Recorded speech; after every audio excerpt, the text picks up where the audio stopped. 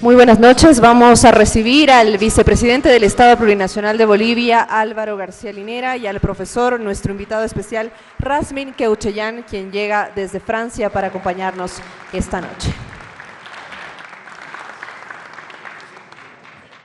Como siempre, es para la Vicepresidencia del Estado un grato honor tenerlos esta noche en el marco de los 200 años de Karl Marx. Hoy nos encontramos para la conferencia magistral denominada Geografía del Pensamiento de Izquierda Mundial, para lo cual, como ya lo habíamos anunciado, nos acompaña Rasmin Queuchellán. Él es doctor en Sociología, profesor e investigador, formado en universidades de Ginebra, la Sorbona en Francia, la Universidad de Buenos Aires, Argentina, y actualmente se desempeña como investigador del Centro Emilio Durkheim en la Universidad de Burdeos. Vamos a dar inicio, sin más preámbulos, a su exposición.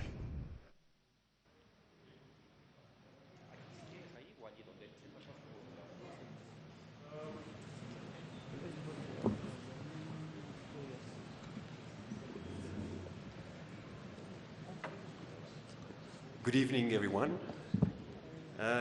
Buenas noches a todos, es muy bueno estar aquí. Gracias por organizar esta conferencia y por invitarme. Es un gran honor para mí compartir este escenario con el vicepresidente Álvaro García Linera, cuyos libros y artículos he estado leyendo por bastante tiempo. En enero de 2015 organicé un evento, un simposio internacional de Nikos Poulantzas, el gran filósofo marxista, en la Sorbona, en París. Y el vicepresidente Álvaro García Linera nos dio el honor de aceptar ser el orador principal, y su presentación generó un debate muy interesante. Por lo tanto, es muy bueno poder continuar ese debate aquí en Bolivia. Quisiera empezar enfocándome en el subtítulo de mi libro, El hemisferio izquierda. El subtítulo es Mapeando teoría crítica hoy. El mapeo es crítico y una tarea difícil hoy en día. Como los grandes marxistas, el estudioso James Frederick dijo, un aspecto de la crisis de la izquierda, de la crisis de la historia, recae en la dificultad de representar o de generalizar el presente para poder hacer sentido, que tenga sentido el periodo histórico, y de mover las balanzas de la política y de las fuerzas políticas existentes. Como muchos estrategas saben bien, el mapeo es una condición de la estrategia, ya que ningún pensamiento estratégico es posible sin buenos mapas. La crisis estratégica de la izquierda, por ejemplo, en Francia, de donde yo vengo, en parte es una consecuencia de estas dificultades de dibujar mapas precisos del campo de batalla y de entender la interacción de las fuerzas políticas que operan, fuerzas de la izquierda y fuerzas de la derecha. Mapear ideas críticas es parte de esta tarea más general de dibujar mapas políticos. Uno podría argumentar que las ideas siempre han sido más importantes para la izquierda que para la derecha. El objetivo de la izquierda es romper el consenso existente, generar nuevas ideas que serían los fundamentos de un nuevo mundo posible. Es por eso que desde la primera revolución moderna, la izquierda ha sido en estado de innovación permanente. Esto no podemos decir que la derecha no tiene ideas. Obviamente ha producido ideas poderosas e ideologías en la historia. El neoliberalismo es la última de estas ideas. Y cuando la derecha encuentra una situación de callejón sin salida, muchas veces puede volver a los consensos existentes y esperar que los tiempos mejoren. Esto la izquierda no puede hacer, porque el consenso existente, porque casi siempre es conservador, en esencia. Entonces, la cuestión es en qué estado está la izquierda hoy desde un punto de vista intelectual, cuáles son sus principales ideas y en qué condiciones políticas y sociales son producidas. Esta es la cuestión que trataré de abordar. Entonces, ¿cuáles son los principales aspectos de las teorías críticas hoy? El primer aspecto es que las teorías críticas están aumentando, están siendo cada vez más globales.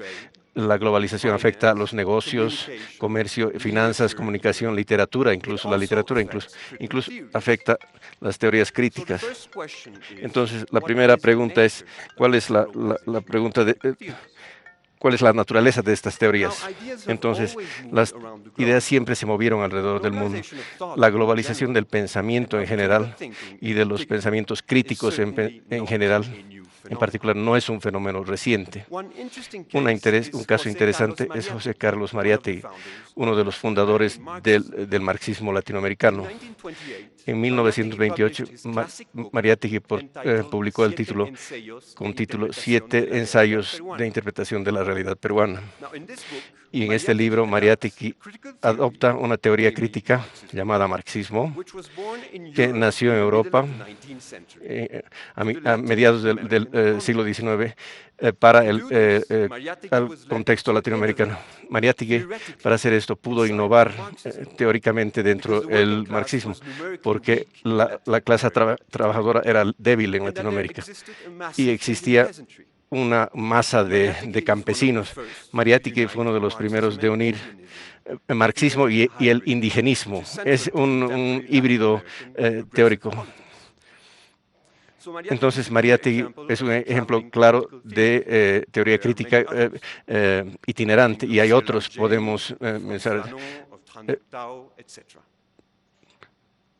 Henrik Tao. Sin embargo, empezando del último tercio del siglo XX, digamos a finales de los 70, hubo una aceleración clara de esta globalización de teorías críticas. Desde el siglo XIX hasta ese tiempo, las teorías críticas eran principalmente elaboradas en Europa Occidental y Europa Oriental,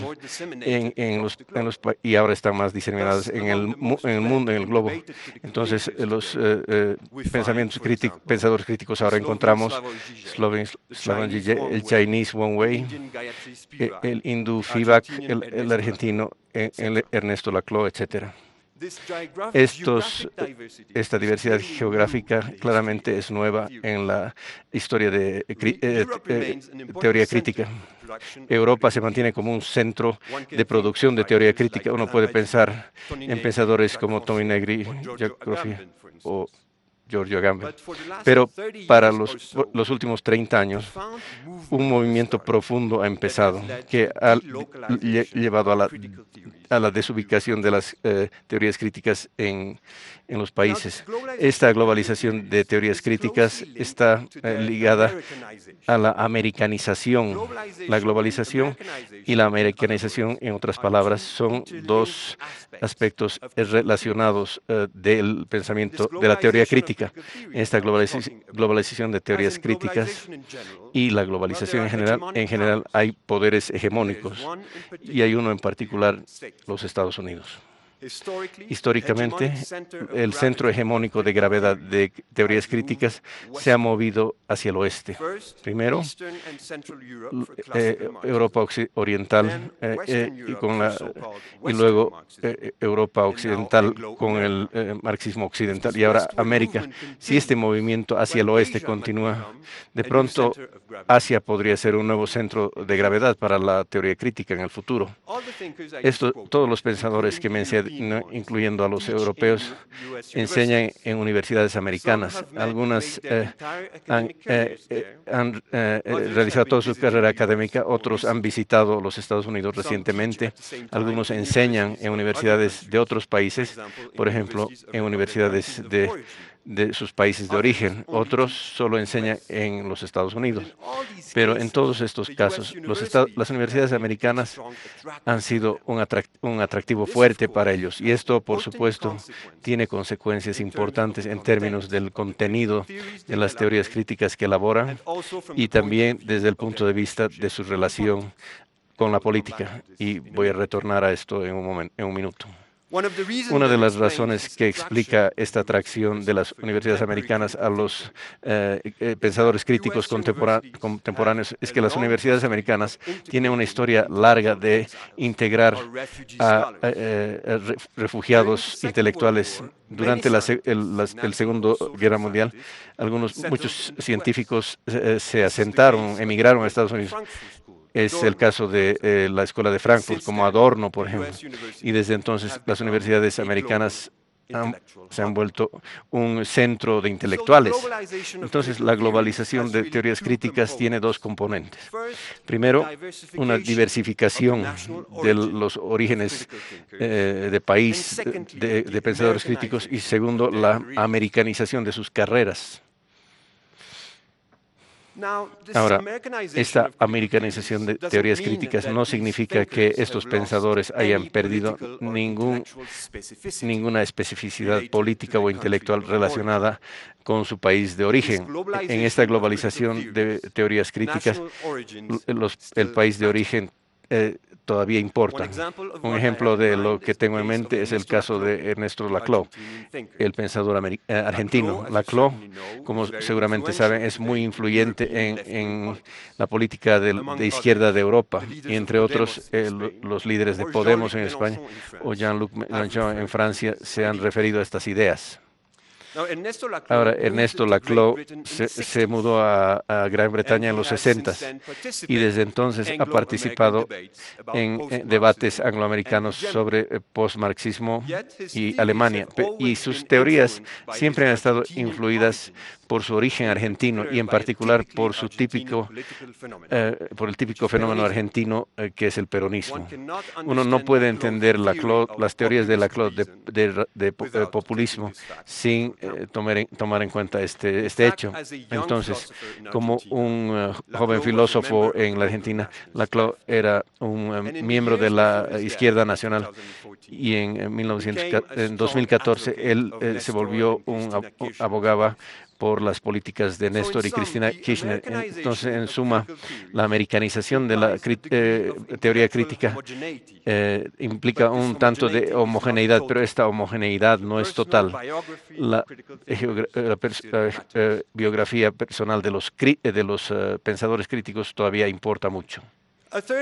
Un tercer aspecto de las teorías críticas es su profesionalización. Ese es el hecho de que pensadores críticos hoy son casi exclusivamente académicos. Los periodistas, los líderes de sindicatos o de partidos, guerrilleros como su comandante Marcos, producen teorías críticas también, pero en la mayoría de los casos estas teorías son elaboradas por profesores universitarios. Ahora, esta profesionalización de las teorías críticas tiene muchas consecuencias. Voy a mencionar solo una en este momento. Es una nueva situación en relación a los periodos anteriores, especialmente respecto al marxismo clásico. Marx, Lenin, Trotsky y Luxemburg o Gramsci no eran académicos. Eran líderes políticos y generales cuando enseñaron, estaban en escuelas de partidos y no estaban en universidades, ni escribían en periódicos académicos. En ese tiempo las universidades eran pequeñas y elitistas. Y no son como la institución masiva que ahora son. Por supuesto, el hecho de que hoy los pensadores críticos son primordialmente académicos tiene grandes implicaciones por la forma en la que las ideas se forman, el lenguaje conceptual que usan y su relación con la política. Un cuarto aspecto de las teorías críticas es que están aumentando su distancia con la política, una forma de desconexión entre la teoría política y la práctica, una desconexión entre teoría política y la práctica. Entonces, para entender este proceso, vale la pena hablar de Perry Anderson para entender la transición hacia el marxismo occidental. Perry Anderson era un historiador británico que escribió mucho sobre la historia de ideas críticas. Ahora, de acuerdo a Anderson, la falla de los procesos revolucionarios en Europa en los años 1920 generó una división en la historia del marxismo marxismo que dio al inicio a diferenciar entre el clásico y el marxismo occidental. Los clásicos Trotsky, Marx, tuvieron dos características especiales. Primero, fueron historiadores, economistas, sociólogos.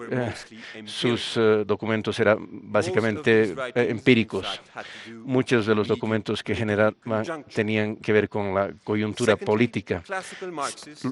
En segundo lugar, los clásicos eran líderes organizacionales, eran líderes políticos que confrontaban problemas reales. Estos dos aspectos estaban conectados el uno con el otro. Es por eso que eran líderes políticos que necesitaban conocimiento empírico sobre la sociedad en la que ellos operaban. Por otro lado, la posición que lideraba en la clase trabajadora les proporcionaba conocimiento de primera mano para sus trabajos. Ahora, el marxismo occidental surge cuando estas dos características del marxismo clásico empiezan a debilitarse o a desaparecer. A mediados de los 1920, las organizaciones de trabajadores fueron derrotadas en la mayoría de los países occidentales. Esta histórica derrota dio inicio a una nueva relación entre marxistas, intelectuales marxistas y la clase trabajadora, organizaciones de la clase trabajadora. Los marxistas del siguiente periodo, como Sartre, Adorno, Marcuse, todos fueron diferentes en muchos aspectos y tenían características que eran lo opuesto del marxismo clásico. Primero, no tenían lazos orgánicos con las organizaciones de la clase trabajadora y en particular con el Partido Comunista. Ellos no tenían con seguridad posiciones de liderazgo. Y las ideas que el marxismo occidental generó eran ideas abstractas. El ser abstracto es una de las características del marxismo occidental, mientras que el marxismo los marxistas occidentales son más teóricos. Y en el caso del marxismo clásico, los dos aspectos del marxismo occidental están conectados. El lenguaje abstracto en el que se escribe encuentra su origen en el hecho de que fueron cada vez más distantes de las organizaciones de clase. Y una especie de vuelo hacia la abstracción es típica del marxismo occidental. La transición de marxismo clásico a occidental puede explicarse por varias razones, con la excepción del estalinismo en la segunda mitad de los 1920. Un marxismo ortodoxo surge y se vuelve la doctrina oficial de la Unión Soviética y de los partidos afiliados en el oeste.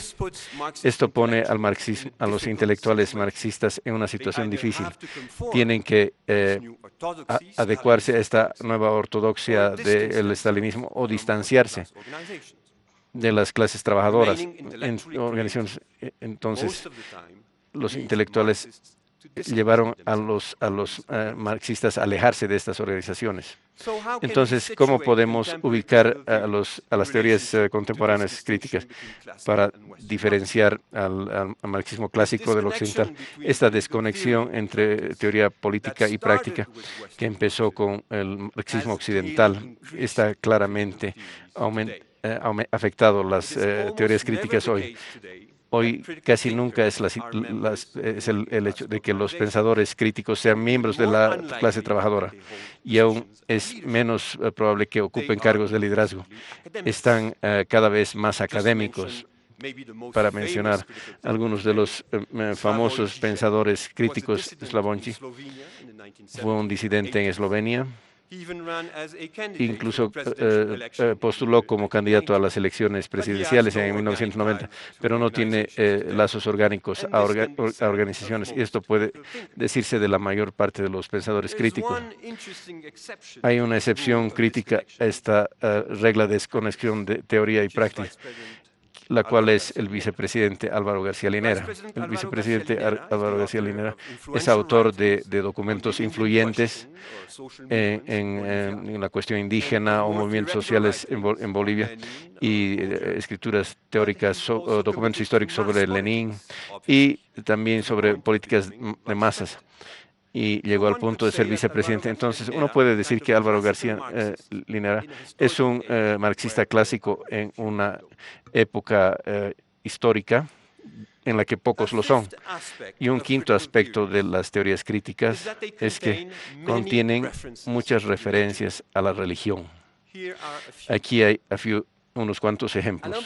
Alain Badiou escribió un libro sobre San Pablo, titulado San Pablo, los fundamentos de la universidad. Badiou argumenta que San Pablo es un ejemplo del sujeto que constituye la infidelidad a un evento religioso, un evento que puede ser político, científico o incluso artístico. Esta relación entre sujeto y evento se elabora aún más en los libros de Badiou, las lógicas del mundo, y donde se hace referencia a las doctrinas religiosas, por ejemplo, al teórico francés Pascal. George Ampden también escribió sobre San Pablo, titulado El tiempo que queda, que es un comentario que hace referencia a la ley sagrada y los trabajos de Agamben. Y en el libro El Imperio, Michael Hart y Tony Negri se refieren a San Francisco, el trabajo de Rope y varios de los libros que hacen referencia a trabajos, a asuntos religiosos, como por qué el legado del cristianismo vale la pena conviene pelear. ¿Cómo podemos explicar estas referencias religiosas en la teoría crítica hoy? 2 puntos rápidos antes de responder esta pregunta. Primero, la relación entre teorías críticas y doctrinas religiosas es de importancia estratégica crítica. La forma en que las teorías críticas son concebidas tendrán un impacto en la forma en que los movimientos progresivos y revolucionarios interactúan con movimientos religiosos en el futuro y el mundo occidental y en otras partes. Entonces, este no es un asunto menor en cuanto a estrategia política. Por otro lado, muchas teorías críticas han hecho referencias a la doctrina religiosa.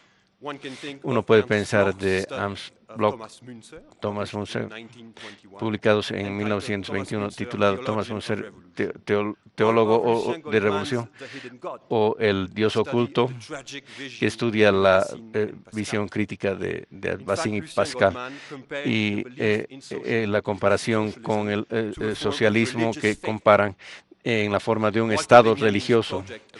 Uno de los proyectos de Benjamin afectan el mesianismo judío, que también es bien conocido. Sin embargo, estas referencias al pensamiento religioso fueron relativamente marginales en los pensadores marxistas hasta los años 70. La religión era un objeto de análisis, pero hay algo que en la religión, en las sociedades capitalistas se deben conocer, pero otra cosa es estar inspirados por la doctrina religiosa, como Badiou, Negri. Entonces, ¿cómo podemos explicar la presencia de la religión en la teoría contemporánea crítica? La respuesta tiene 2 componentes, yo pienso.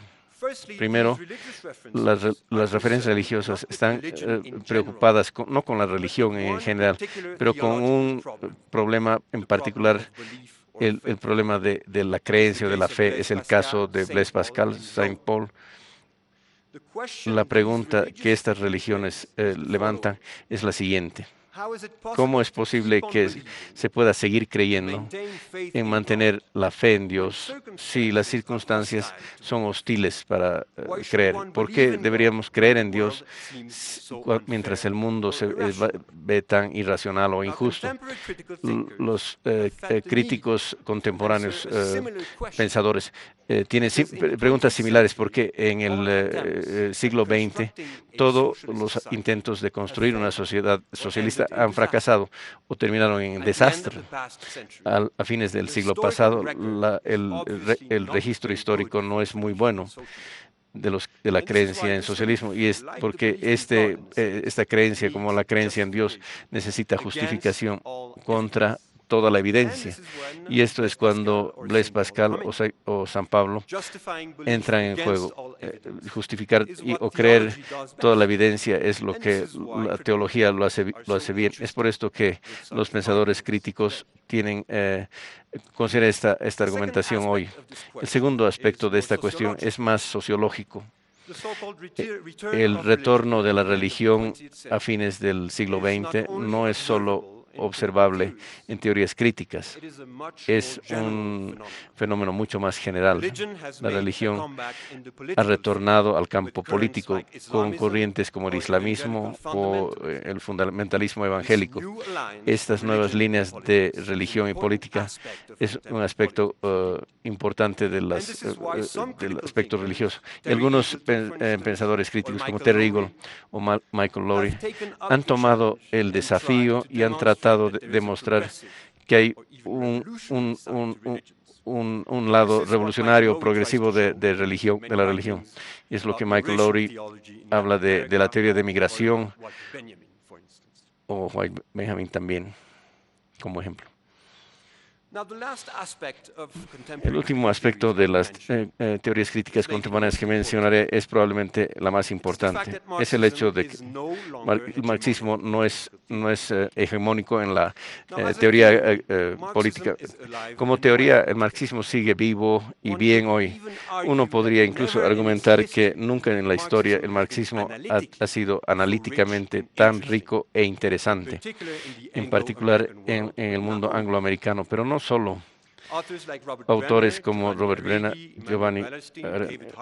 David Harvey y otros han desarrollado en su respectivo campo innovaciones, una perspectiva innovadora para el marxismo. Sin embargo, y este es el punto importante, aunque el marxismo sea analítico y es muy interesante, ha perdido a la clase trabajadora y movimientos sociales en general.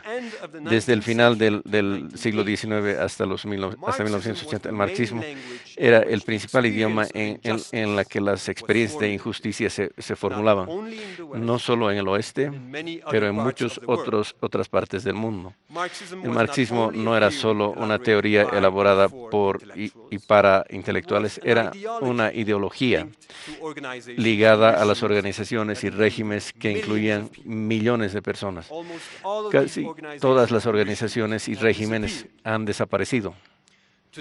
Hoy, por primera vez en la historia, los marxistas son una minoría en el amplio campo de la teoría crítica, donde las teorías del no marxistas predominan.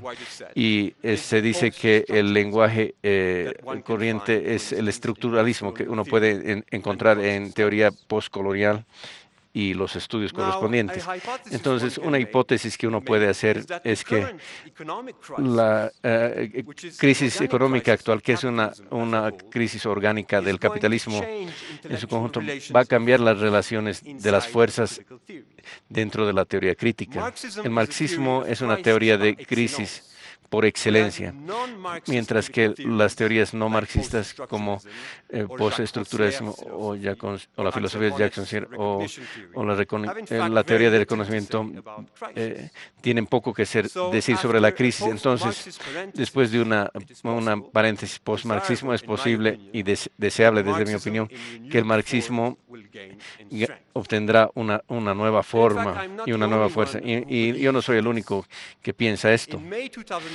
En mayo de 1970, el presidente francés Emmanuel Macron le preguntaron una pregunta: ¿qué consejo daría a las personas jóvenes que quieren entender el mundo? ¿Y saben ustedes qué respondió? Él simplemente respondió: lean a Marx. Lean a Marx. El año del bicentenario de Marx, esperemos que más y más gente, joven y mayor, siga el consejo de Emmanuel Macron.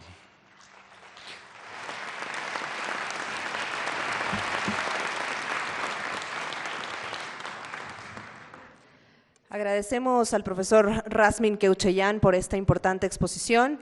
Aprovechamos para comentarles que van a poder realizar preguntas de manera escrita por el tema del idioma.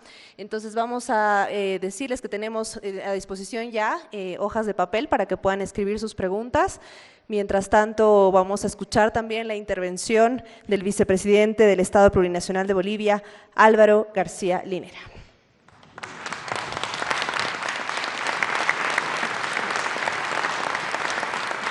Bueno, muy buenas noches a todos. Agradecer por la presencia de tantas personas que se han hecho presentes hoy y agradecer la presencia del profesor que amablemente ha aceptado esta invitación a venir a conversar con nosotros acá en La Paz, el día de mañana en Santa Cruz, en Cochabamba, y el día de pasado en Santa Cruz. En Santa Cruz estará el profesor. El profesor habla castellano, solo que no se anima a hablar mucho porque tiene miedo con algunas palabras, pero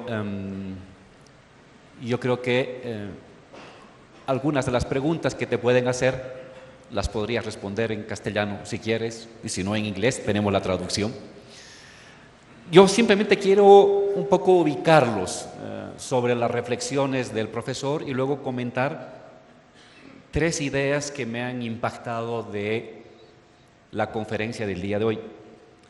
En castellano, el profesor ha escrito 2 libros, este que se llama Hemisferio Izquierda, que es del donde hemos robado la presentación, un mapa de los nuevos pensamientos críticos. Esto lo publicó en Siglo XXI el año 2013, en francés el 2010. Y nomás les leo algunos de los títulos de los capítulos a modo de provocar una lectura del texto del profesor. La derrota del pensamiento crítico, 1977-1993.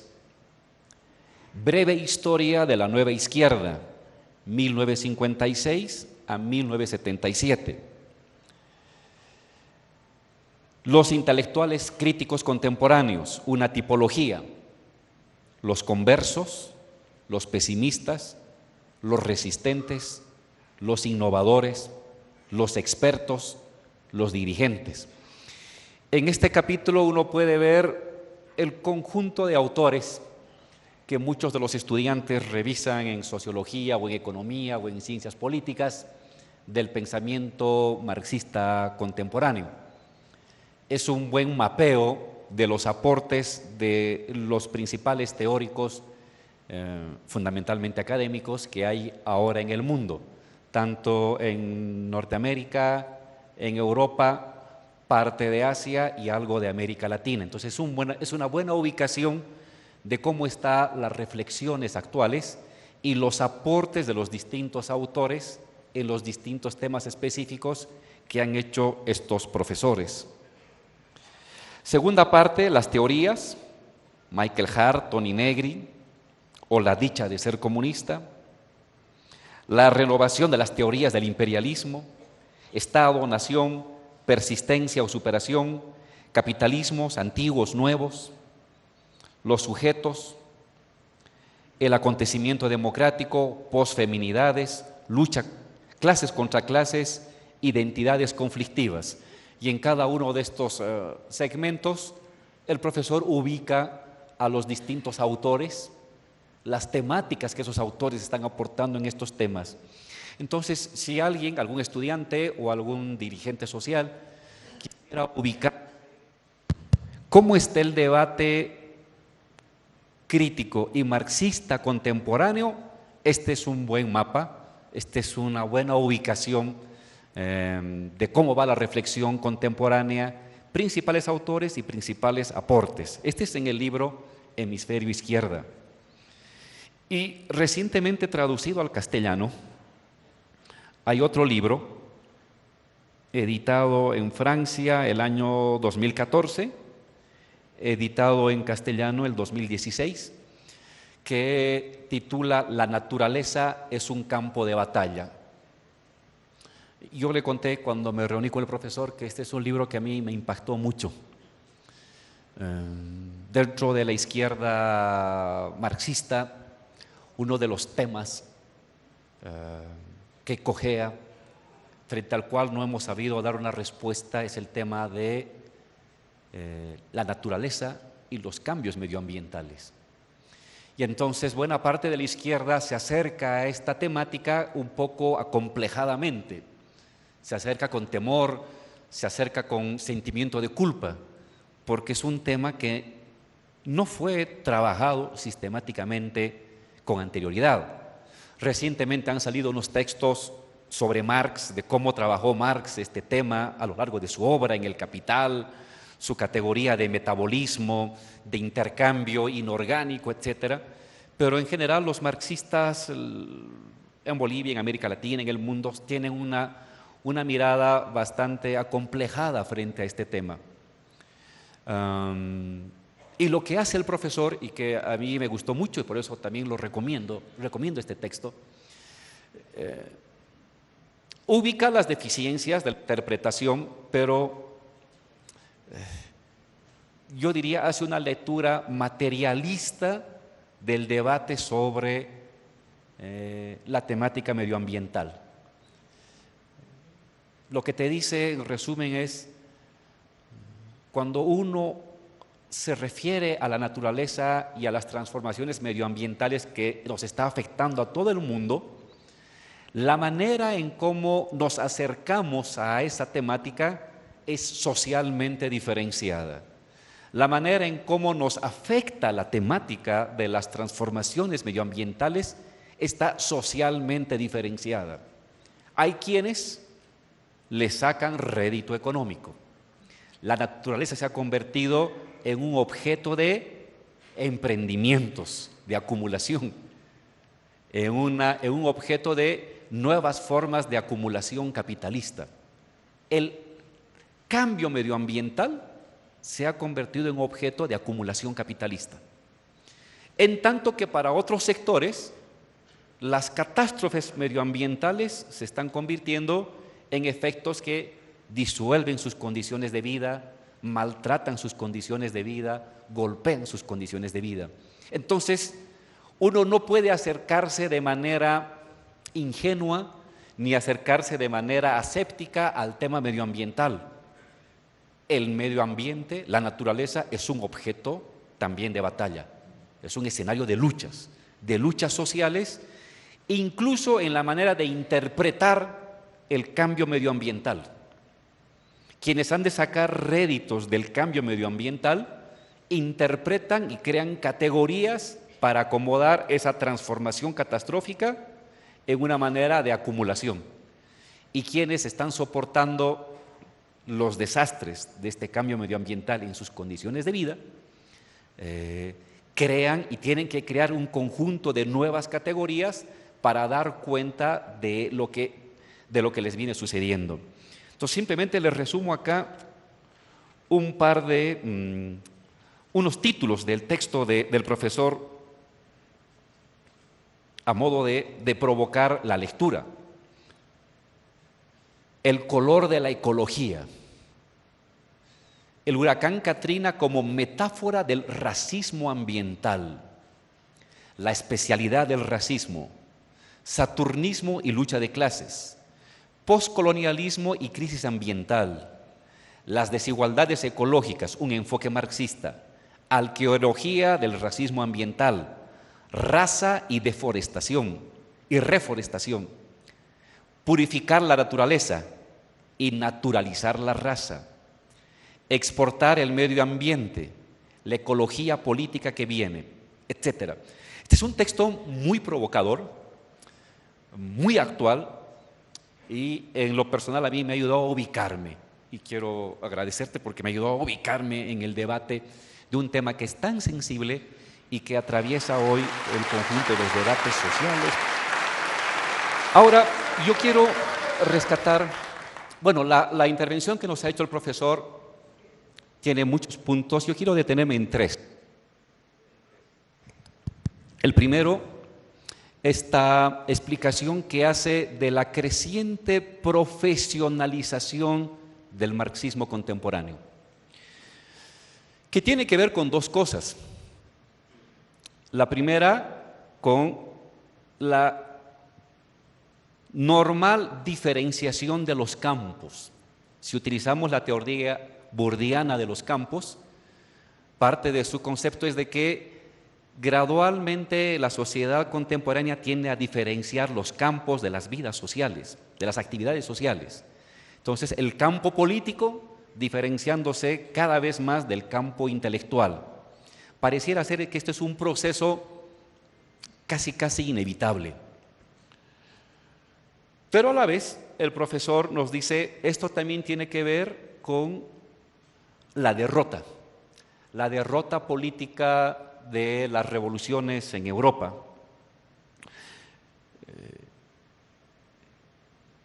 Si ustedes se acuerdan, entre los años 1917, 18, 19, 20, 23, hasta el 27, como parte del resultado de la Primera Guerra Mundial, de la Revolución Soviética, va a haber una irradiación de procesos revolucionarios, algunos forzados, otros naturales en Europa. Y luego viene la derrota de esos procesos revolucionarios y un repliegue del campo político. Y entonces, hasta entonces, el marxismo estaba fuertemente vinculado a la acción política y a la acción académica, y a la actividad académica. Los austromarxistas, por ejemplo, Karl Renner, Otto Bauer, todo el equipo de los austromarxistas estaba fuertemente vinculado a la academia, eran profesores, tenían artículos muy sofisticados, pero a la vez tenían su actividad política en el Partido Obrero Socialdemócrata de los distintos países de Europa. La derrota ayuda o tiende a separar cada vez más el campo de los que se dedican a la política, los activistas, los dirigentes, y el campo académico. A esto, como bien señala el profesor, Perry Anderson llamó el marxismo occidental y le dedicó todo un libro para estudiar este fenómeno de cómo se repliega el marxismo en Europa, básicamente a la academia, desprendiéndose de la actividad política, o teniendo solamente un vínculo muy secundario con la actividad política y no un vínculo dirigente. Este es algo que lo menciona muy bien el profesor.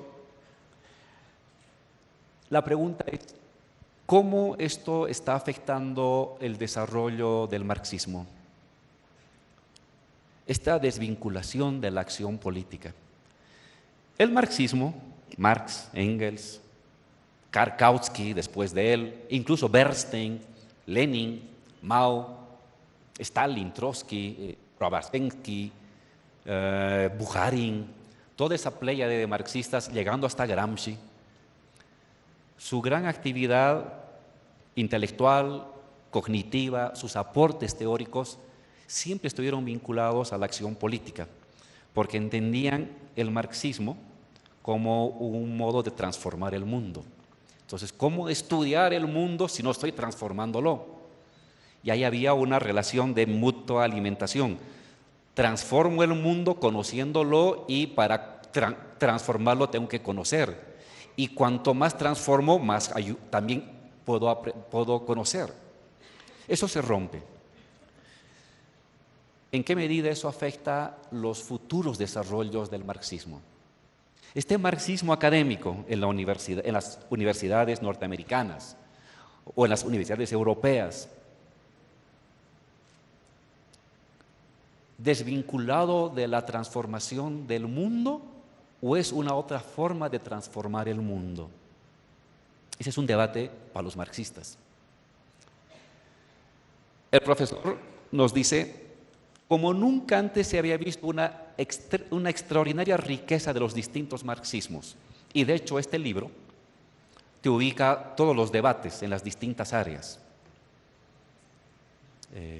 académicas. Pero al mismo tiempo que hay una extraordinaria expansión de la creatividad, de los aportes marxistas en distintas áreas, tema de estratificación social, tema de clases sociales, tema de economía, tema de burbujas financieras, temas de identidades, tema de globalización, etcétera. A la vez hay un distanciamiento de la transformación política. A mayor riqueza de este marxismo, mayor distancia de la transformación política. Entonces, es un marxismo que ya no se vincula, que ya no se genera para transformar el mundo o transforma el mundo de otra manera o ayuda a transformar el mundo de otra manera. Yo me atrevo a decir, no lo dice el profesor, es ya de mi cosecha, que habría que ubicar esta riqueza de las corrientes marxistas académicas, incluso su sofisticación, de manera benevolente, como una forma de crear un tipo de sentido común crítico desde la academia. Crea un sentido común crítico. No directamente político, no directamente vinculado al movimiento social, al movimiento obrero, al movimiento de mujeres, al movimiento de juventudes. No se vincula directamente, pero es el movimiento social que a su modo recoge categorías, recoge herramientas que se van generando en el ámbito de la discusión académica. Por ejemplo, la influencia del posmarxismo, de Toni Negri, de los autonomistas, en parte de la experiencia argentina a inicios del siglo XX. Ellos no se vincularon con el movimiento social, pero fue el movimiento social que encontró en estas categorías académicas elementos para ayudar a entender lo que pasaba, para ayudar a proponer horizontes alternativos. Es decir, si bien este encierro de este marxismo en el ámbito académico no necesariamente significa una desvinculación absoluta de la acción política, hay una vinculación mediada a partir de los mismos activistas que acuden a la academia para arrancar categorías, para arrancar estructuras mentales, conceptos, para intentar orientarse en su accionar político. Sin embargo, está claro que el marxismo contemporáneo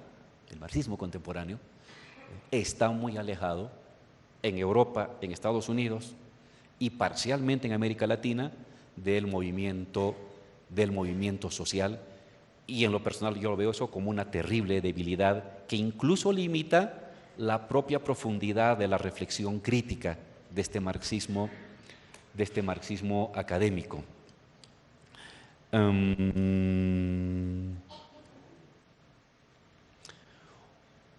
Una segunda idea fuerte que maneja el profesor es que el marxismo ya no es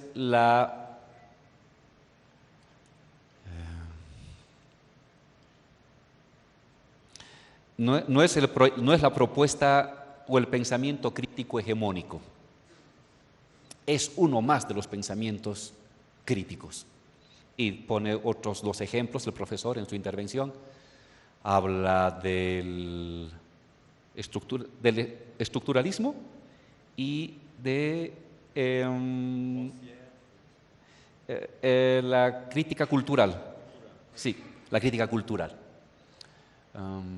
Pero podríamos mencionar también otro tipo de pensamientos críticos.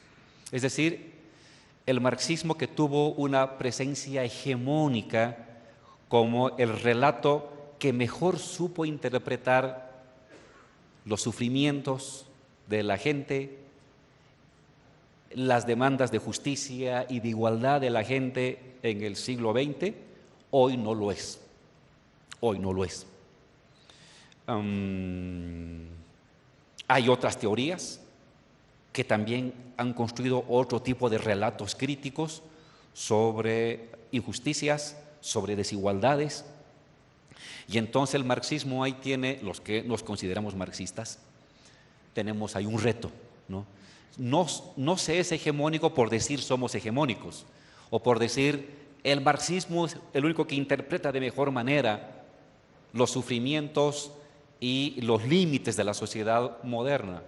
No basta que uno lo propugne, tiene que demostrarlo. En otras palabras, ha de haber desarrollo del marxismo a futuro en la medida en que sea capaz de absorber, como decía Sartre, como conocimientos, tenía una categoría de conocimientos de apoyo, saberes complementarios, creo que llamaba Sartre, a otros tipos de pensamientos críticos, que cosas que el marxismo por sí mismo no pudo avanzar o estudiar en su momento. Entonces, hoy el marxismo no es el pensamiento hegemónico dentro del pensamiento crítico mundial. Tiene que competir con otro tipo de pensamientos que están alumbrando un conjunto de perspectivas que el marxismo no las ha tratado, aunque ahí me atrevo a decir al profesor, no hay pensamiento crítico en el mundo, incluso el que es no marxista, que para desarrollarse no dialogue con el marxismo, no tenga que verse frente al marxismo.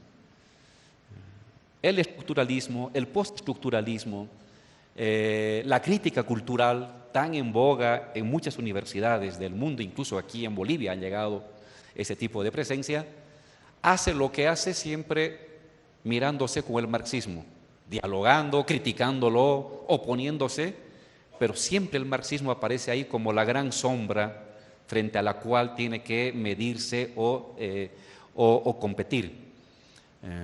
Eso no es para los marxistas para sentirnos contentos, sino es más bien como una llamada de atención que, si bien hay una riqueza profunda de los marxismos contemporáneos, muy diversa en distintas áreas, estos no son hegemónicos.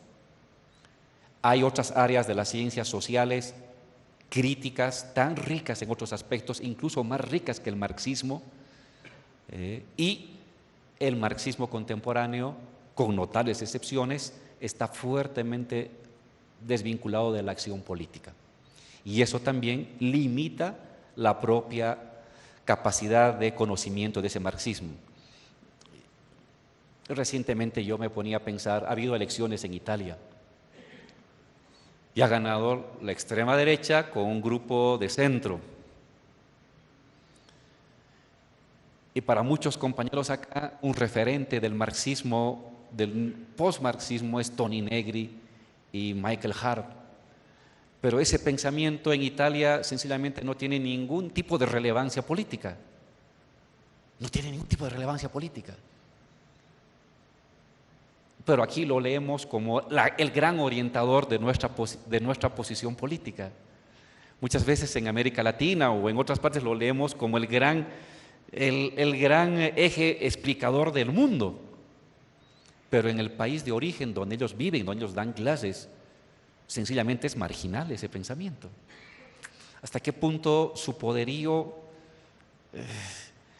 intelectual y académico en verdad está expresando la profundidad de un pensamiento político de transformación, siendo que en el lugar de origen ese pensamiento es marginal y no tiene ningún tipo de efecto ni en el movimiento obrero, ni en el movimiento juvenil, ni en el movimiento de mujeres, ni en otro tipo de movimientos políticos que están surgiendo en Europa? Quizás una excepción sería España.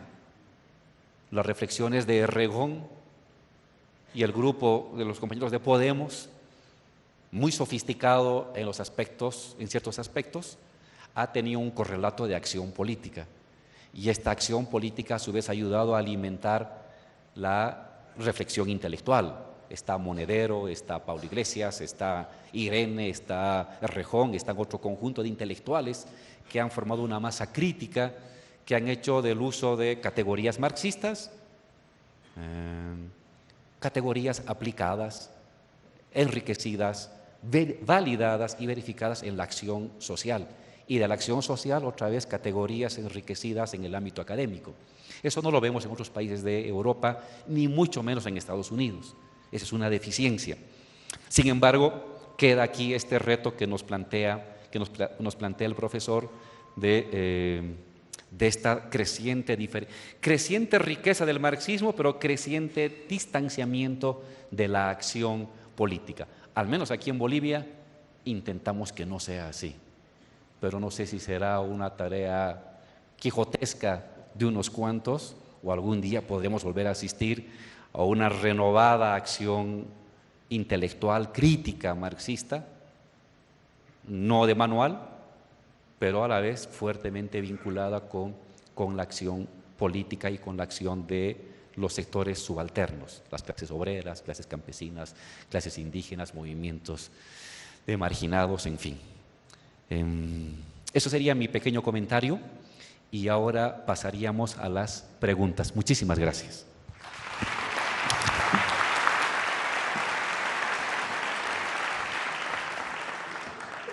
Profesor, comentarle que tenemos aquí como 20 preguntas más o menos. Por un tema de tiempo, le voy a pedir que seleccione 3 para que yo se las lea y usted pueda responderlas.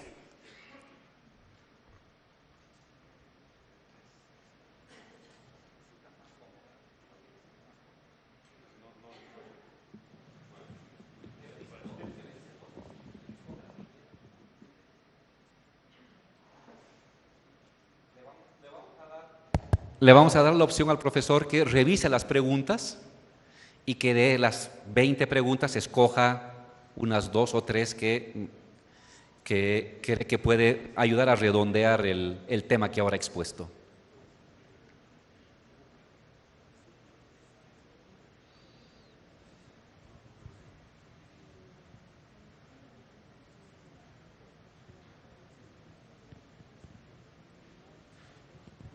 Mientras el profesor revisa, a modo de propaganda, con ustedes presentamos aquí hace 3 meses atrás el texto de Marx, los textos inéditos de Marx sobre el cuaderno Kovalevsky, el manuscrito 61-63 y el manuscrito de Liszt. Esa vez que presentamos aquí, dijimos que faltaba la parte que se refería al Perú y a Bolivia del manuscrito Kovalevsky.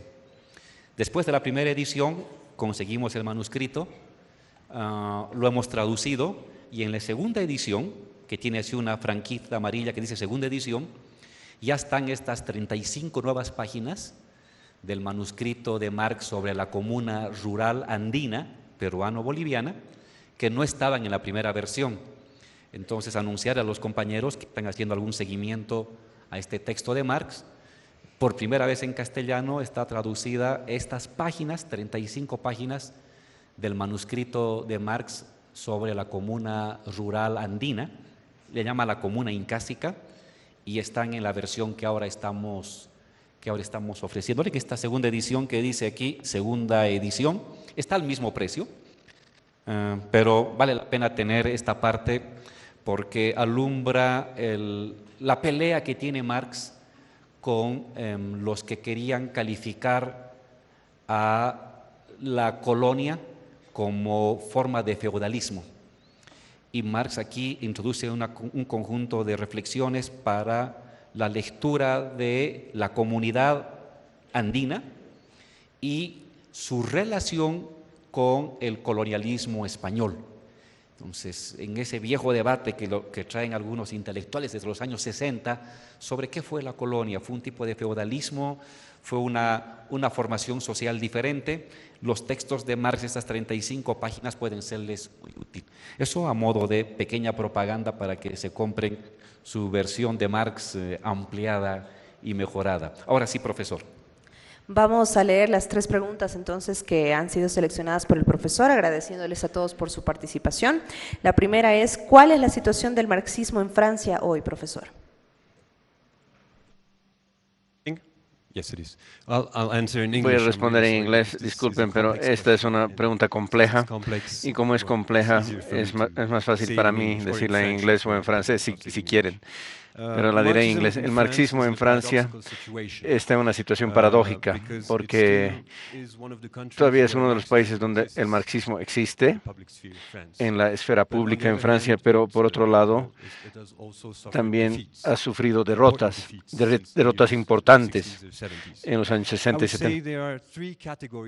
Diré que hay tres categorías de pensadores en relación al marxismo hoy. Primero, hay un conjunto de pensadores que son marxistas de los años 60 y 70 que se mantienen como marxistas activos intelectuales. Jacques Guidé, Michael Levy, estos son todos marxistas que tienen más de 70 años y siguen escribiendo libros interesantes y artículos sobre Marx y marxismo. Malcolm Lewis también es uno de esos. Habla del socialismo ecológico. Entonces, esta es una categoría, personas que se mantienen a través de los años y las décadas y siguen escribiendo.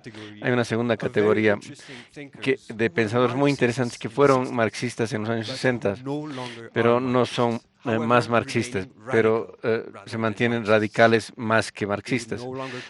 No califican ya como marxistas, pero se llaman a ellos mismos radicales y críticos. Es el caso de Jacques Rancière, que es muy crítico del marxismo hoy, fue un marxista en los 60, pero ya no cree en las categorías del marxismo, pero que se mantiene radical e influyente como pensador. Y es interesante leer. Y Alain Badiou también es de este tipo. Pienso que Badiou no es ya marxista, pero se mantiene muy radical, incluso revolucionario como pensador, y creo que uno debería leer los trabajos de ellos. Y finalmente hay una generación más joven que está desarrollando su propio marxismo. Yo soy una de las personas que quiere desarrollar el marxismo en Francia, pero hay muchos otros. Entonces tenemos lazos con otras generaciones, pero por supuesto el marxismo ha cambiado porque el capitalismo ha cambiado también. Entonces hay una renovación del marxismo que tiene que continuar en Francia y en otros lugares. Y voy a terminar esta respuesta diciendo que los partidos políticos en Francia, especialmente el Partido Comunista Francés y el otro partido están más interesados en el debate sobre marxismo. Por ejemplo, me invitan o personas como yo para presentar o hablar sobre Lenin o Gramsci para los activistas. Entonces, todavía hay una desconexión entre teoría y práctica, que está clara, pero hay esfuerzos en Francia y en otros países para esta desconexión, para que esta desconexión disminuya, para que se reconecte la teoría y la práctica. Hay un largo camino para alcanzar esto, pero la gente está haciendo esfuerzos para lograrlo. Gracias. Vamos a ir con la siguiente pregunta. Si en lo social la religión cristiana en general es tan parecida con la doctrina social de marxismo, ¿por qué los cristianos tienen temor de la práctica del comunismo y el socialismo? Bueno, depende según el país. En Francia, por ejemplo, hay una gran tradición de cristianos de izquierda y revolucionarios incluso. Y yo sé que en Latinoamérica también la teoría de la liberación ha sido una doctrina revolucionaria y hay equivalentes también en Francia, en España y en otras partes de Europa. Entonces, creo que tienes razón al decir que hay elementos comunes, algunas tendencias comunes entre el cristianismo y otras religiones, y el comunismo y el socialismo. Pero es un tema de convicción que debemos hacer para que el marxismo, el comunismo se integren y militen y sean activistas. Tengo la esperanza de que esto es algo que va a aumentar en los años a venir. Vamos con la tercera y última.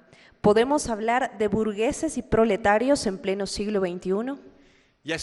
Sí, podemos. Podemos. Por supuesto, las clases sociales tienen una historia. La bourgeoisie hoy no es la misma que en el siglo XIX, cuando Marx escribió, pero bourgeoisie es lo mismo, sigue siendo, tiene una cierta función en el funcionamiento del sistema capitalista.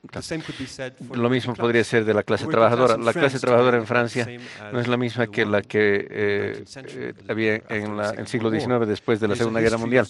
Hay una historia de clases sociales, evolucionan de la misma forma que el capitalismo evoluciona, pero se mantienen clases sociales que tienen funciones específicas en la evolución del capitalismo. Entonces, lo interesante de la sociología, yo soy sociólogo de formación, es entender la continuidad y las discontinuidades en la historia de las clases sociales. Y este es el trabajo que tenemos que hacer, porque es importante sociológicamente y política, por supuesto, para entender cómo funcionan las clases trabajadoras en Francia. Este es un tema muy complejo para entender lo que es la clase trabajadora en Francia. No es la clase trabajadora del siglo XIX ni la clase trabajadora del siglo XX. Es diferente.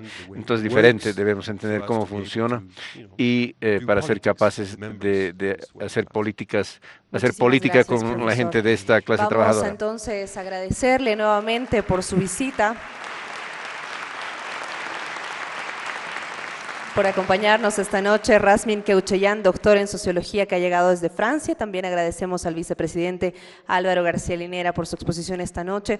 Recordarles que a través de nuestras redes sociales pueden estar al tanto de todas las actividades que se van a continuar desarrollando en el marco de los 200 años de Karl Marx. Agradecerles nuevamente por su presencia. Hasta la próxima. Buenas noches.